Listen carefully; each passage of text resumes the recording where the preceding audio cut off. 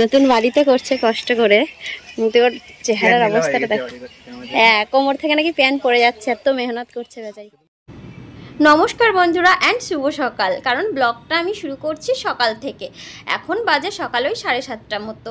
আর আমি ঠিক তখন থেকেই তোমাদের সাথে রান্নাঘর থেকে কিন্তু আজকের ব্লগটা আমি শুরু করেছি। তো তোমরা সবাই কেমন আছো? আশা করি ভালো আছো, আমিও বেশ ভালো আছি। আর আমার আরও একটি নতুন ব্লগে তোমাদের সকলকে অনেক অনেক স্বাগত ও ভালোবাসা জানিয়ে শুরু করছি। চলো আজকের ব্লগটি। তো দেখো, সকালবেলা ঘুম থেকে উঠেছি অনেক তাড়াতাড়ি। এখন কটা বাজে তোমরা হয়তো কেস করতে পারছো না আমার ভিডিও দেখে, কারণ তোমরা সবাই জানো গ্রামের বাড়িতে 6টা মানে অনেক সকাল। তো এখন ওই 6:30 মতো বাজে। আর আমি সকালবেলা উঠে তাড়াতাড়ি করে চা বানিয়ে আগে ওদেরকে দিয়ে দিচ্ছি। ওদেরকে বলতে বুঝতে পারছো না নিশ্চয়ই, ওদের বলতে হচ্ছে আমার দাদা, আমার বর, দুজনকে।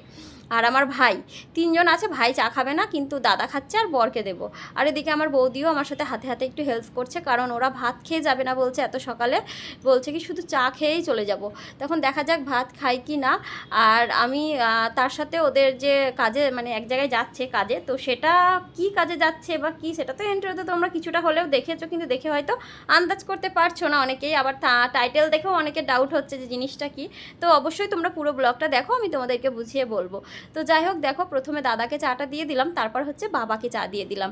এবার ব্যাগের মধ্যে অর্ধেক তো মা গুছিয়ে রেখেছে, আর কিছুটা আমি গুছিয়ে দিচ্ছি, মানে খাবার দাবার আর কি, মুড়ি, চপ, সিঙ্গারা। কারণ ওরা কিছু খাবে দুপুরবেলা গিয়ে ওখানে, বা বলা হচ্ছে যে হোটেলে ভাত খাবে, তা বলছে না সকালে গিয়ে তো কিছু খেতে হবে ওখানে, তারপরে ভাতের চিন্তা পরে করা যাবে। সেই জন্য সকালে ওই মুনিশের আরও তো মুনিশ থাকবে, তো সবার জন্যই ওখানে খাবার প্যাকিং করে দেওয়া হচ্ছে। আর সেগুলো টেবিলের ওপর রেখে দিয়েছি। দেখো ছোলা ভিজে করে একটা কোটোর মধ্যে ভরে দিয়েছি, একটা কোটোয় চানাচুর, একটার মধ্যে মুড়ি, একটা প্যাকেটে কাঁচা লঙ্কা, পেঁয়াজ, সব কিছুই দিয়ে দিয়েছি। আর এই চাটা এখন বাবাকে দিলাম, বাবা বলছে একটু পরে খাচ্ছি, তাই আবার নিয়ে এসে এখন এখানে রেখে দিচ্ছি। তো তারপরে ভাবলাম যে না, এই চাটা বরকে দিয়ে দিই এখান থেকে। তো ওকে এই চাটা আমি দিয়ে দিচ্ছি ঢেলে। আর ও এখন চাটা খাবে, খেয়ে হচ্ছে একটু জামা প্যান্ট পরে আর কি ফ্রেশ হয়ে নেবে। ও যেহেতু এত সকালে কোনো দিনই ঘুম থেকে ওঠে না, আজকে হচ্ছে কি সেই বলে না, ছাপে না পড়লে বিড়াল গাছে ওঠে না। 9টার আগে মহারাজের কোনো দিনই ঘুম ভাঙে না। কিন্তু নিজের কাজ লাগলে তো মানে একটা আলাদাই একটা এনার্জি থাকে শরীরে, মনে একটা আলাদাই খুশি থাকে। তাই যেটা অভ্যাস নেই সেটাও অভ্যাস হয়ে যায় বলতে পারো। তো সেই জন্য উনি বেশ সকাল সকাল উঠে পড়েছে। যদিও প্রথম দিকে উঠতে খুব কষ্ট হচ্ছিল, আমি গিয়ে অনেকবার ডাকাডাকি করেছি, তারপরে উঠেছে। আর আমার বাবা দাদাদের তো আজীবন কালই ওদের সকাল সকাল ওঠে অভ্যাস, ওরা ভোর 4টে 5টা কোনো ব্যাপার না ওদের কাছে। তো চলো এখন হচ্ছে কি ওকে একটু আগিয়ে দেবো আমি, জিনিসগুলো ব্যাগের মধ্যে ভরে দিই। আর এই যে আমাদের বাঁশ বাগানের পাশে বাড়ি, আমি বলছি কি আমার বরকে একটু বাগানটাও ক্যামেরা করে দেখাও সবাইকে। আর সামনেরটা কিন্তু আমার মাসির বাড়ি। আর দেখো আমি লাফ দিয়ে নামতে গিয়ে হুঁচট খেয়ে পড়ে যাচ্ছিলাম। আর এই একটা স্পেশাল জিনিস গোবর, যেটা হচ্ছে মানে খুব আর কি, মানে আমাদের মানে বাড়িতে গোবর আর কি, কারণ আমাদের বাড়িতে কত গরু আছে তোমরা দেখেছো, সেই জন্যই এত গোবর। আর এইসব গোবরের কাজকর্ম সবই মায়ের আর কি, মানে এইসব আর কেউ করে না, মাই করে সমস্ত কাজগুলো। তো যাই হোক, গ্রাম এলাকা বেশ সুন্দর। আর সকালের পরিবেশ দেখো, চারিদিকে সবুজ। আর আমাদের এই পিছনে গাছটা দেখেছো কি সুন্দর, কলকেমটি গাছ, হলুদ রঙের, হলুদ ফুল ফুটে গাছ, আলো করে ফুল ফুটে আছে। যদিও আমি বড় করে জুম করে তুললে তোমরা দেখতে পেতে। তো যাই হোক, এখানে কিছু কথা আমি বলেছিলাম, তো সেগুলো হচ্ছে কি এত বেশি ব্যাকগ্রাউন্ড সাউন্ড যে আমি কমিয়ে দিয়েছি। এত মেহনত করছে বেচারি, তো তোমার নিজের বাড়ি মেহনত তো করতেই হবে না, শেষ পুরো। হ্যাঁ, আর চানাচুর ফুরিয়ে গেছে, চানাচুর ফুরিয়ে গেছে। হ্যাঁ, চানাচুর শেষ, চানাচুর খতম হয়ে গেছে। বাবা জিজ্ঞেস করছে রাস্তা কিনে নেবে।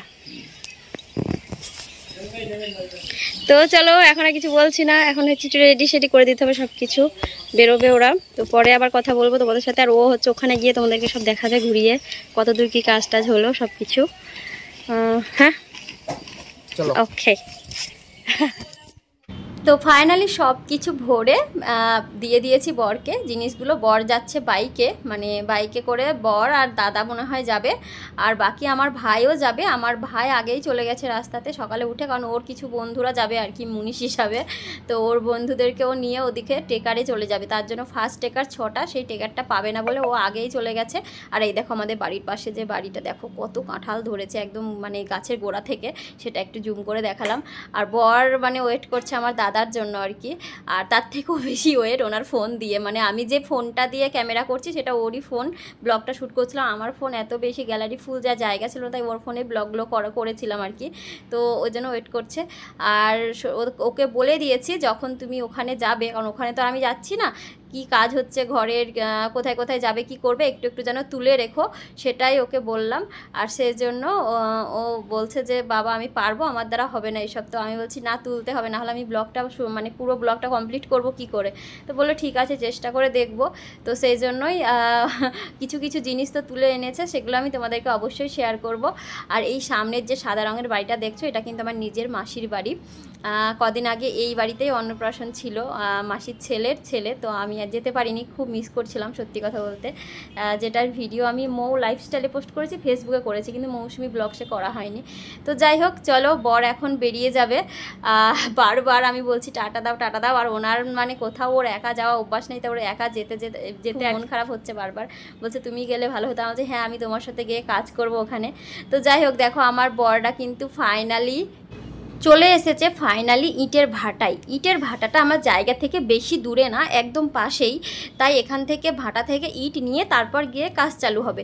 তো তোমরা এখন হয়তো ভাবছো যে ইটের ভাটার থেকে ইট নিয়ে গিয়ে কাজ চালু করবে, এটা কেমন ঘর শুরু হবে। আসলে সত্যি কথাটা তোমাদের এবার জানিয়ে দিই, আমার এখন ঘরের কাজ শুরু হয়নি।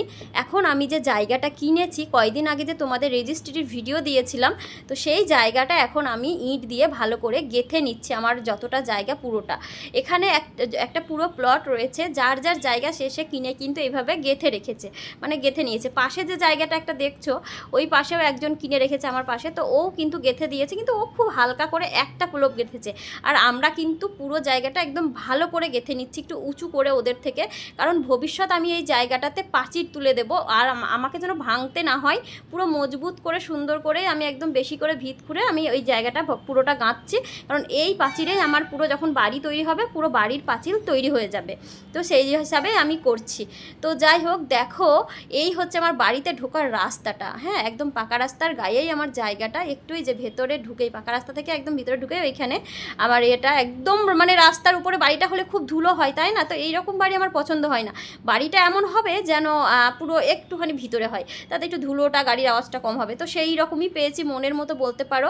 আর গাড়িটা মানে বাড়িতে ঢোকার রাস্তাটা পুরো 10 ফুট, মানে পুরো চওড়া, তারও বেশি, একদম পুরো বড় গাড়ি ঢুকে যাবে। তো আমার বরের কিন্তু এই ইচ্ছেই ছিল, ইনি অনেক জায়গা দেখেছিল, কোনো জায়গায় পছন্দ হয়নি, যে কারণে আমাদের এই জায়গাটা কিনতে এত টাকা লেগেছে। কারণ হচ্ছে আমার বাবা দাদা অনেক খুঁজেছিল জায়গা নেবে বলে, তো কোনো জায়গায় আমার বরের পছন্দ হয়নি। আমার বরের ইচ্ছে যে আমি আজ না হোক কাল জীবনে কোনো দিন যদি একটু গাড়ি টাড়ি কিনতে পারি, যাতে আমার বাড়ির থেকে গাড়ি সোজা বের করে আবার শ্বশুরবাড়ি যাই, শ্বশুরবাড়ি থেকে গাড়ি এনে সোজা আমার বাড়ি ঢুকি। তো সেই ধরনের একটা মানে মনের মতন জায়গা পেয়ে গেছে, আর সেই জন্যই টাকা বেশি লাগলেও এই জায়গাটাই নিয়েছে। আর এই দেখো কথায় কথায় কিন্তু কাজ শেষ হয়ে গেছে, ওদের কিন্তু পুরোটা গাঁথনি হয়ে গেছে। আমার দাদা ভাই দুজনেই কিন্তু ফ্রেশ হয়ে নিচ্ছে। ওই যে দূরে জায়গাটা দেখছো আমার জায়গার পাশে, ওখানে কিন্তু ওনারা কল বসিয়ে দিয়েছেন।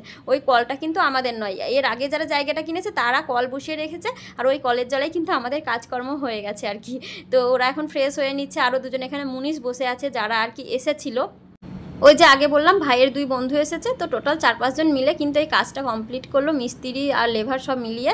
তো সেইগুলোই আর কি আমার বর একটু একটু যতটুকু সম্ভব তুলেছিল, সেটাই তোমাদের সাথে আমি শেয়ার করলাম। আর এখন জায়গাটা দেখো কত সুন্দর লাগছে দেখতে, তাই না? আগের বারে তোমাদের শেয়ার করেছিলাম পুরো জঙ্গল ছিল, আর এখন পুরো দেখো পুরো একদম মানে সেই সুন্দর লাগছে দেখতে জায়গাটা। আর সত্যি কথা বলতে এখন যে জায়গাটার যা হাল হয়েছে, এই যে প্রাচীর দিয়ে ঘেরা পুরো জমিটার ভেতরে কিন্তু আমার তুলসী গাছে ভরে গেছে, তোমাদেরকে পরে কোনো ভিডিও শেয়ার করব। পুরো তুলসী গাছে ভরে গেছে, কারণ এই ব্লগটা তো আমি আগের বছরে শ্যুট করেছি, আর এটা 1 বছর পর আমি জায়গাটায় গিয়ে দেখি পুরো তুলসী গাছে ভরে গেছে। তো সেইগুলো আমি তুলে এনেছি, ভিডিওতে করা আছে, আমি পরে শেয়ার করব। আমার পুরো নিধিবন মানে শ্রীকৃষ্ণের জন্মভূমি হয়ে গেছে এত তুলসী গাছ। তো যাই হোক ফাইনালি কিন্তু আমার বর কাজকর্ম ওখানে ওরা ফিনিশ করে তারপরে বাড়ি চলে এসেছে, কারণ তোমরা তখনই দেখলে যে ওরা হাত মুখ দিয়ে ফ্রেশ হচ্ছিল কাজ শেষ করে। তো বাড়ি এসেছে তখন প্রায় ওই বিকেল 5টা মতো বাজে, আর 5টার সময়তে এসে তখন আমি কিন্তু ওর ওর ফোনেই ব্লগ শ্যুট করছিলাম। তো এসে আমরা ও দেখলো যে আমরা ছাদে আর কি বসে আছি, আমার বোনু একটু মাথা দেখে দিচ্ছে আমার, তো তখনই এই ব্লগটা শ্যুট করা। তো যাই হোক, আজ তোমাদেরকে ফাইনালি এটাই দেখালাম। আর এই দেখো আমার বর বেচারি বড় ক্লান্ত হয়ে গেছে, আর যে গরম এখন দেশে, তো ও রেস্ট করছে। তো এটা তোমাদের শেয়ার করলাম আমাদের জায়গার কাজটা কতটুকু কি হলো। আর ব্লগটা আগের বছর শ্যুট করে এই বছর পোস্ট করলাম। যাই হোক, আমাদের বাড়ি এখন কবে হবে জানি না, ভগবান যেদিন দেবে সেদিন হবে। তবে আজকের ব্লগটা এখানেই এন্ড